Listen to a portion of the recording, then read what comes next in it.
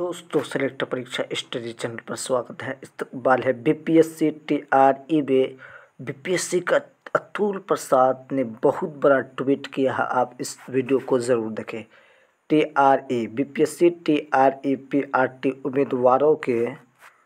उम्मीदवारों को दिया गया अवसर दस्तावेज सुधार के लिए है, न कि दस्तावेज में हेरफेर के लिए। दस्तावेज़ों का पुराना सेट और नया दोनों ही भविष्य में आवश्यकता पड़ने पर आगे की जांच के लिए सिस्टम में बने रहिएगा।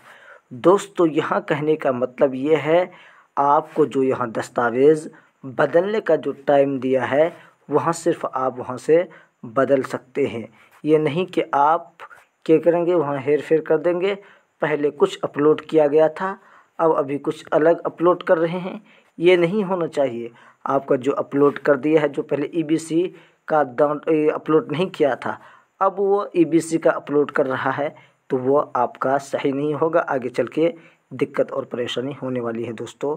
इसलिए आप इस वीडियो को ज़रूर सब्सक्राइब कर दीजिए और लाइक एंड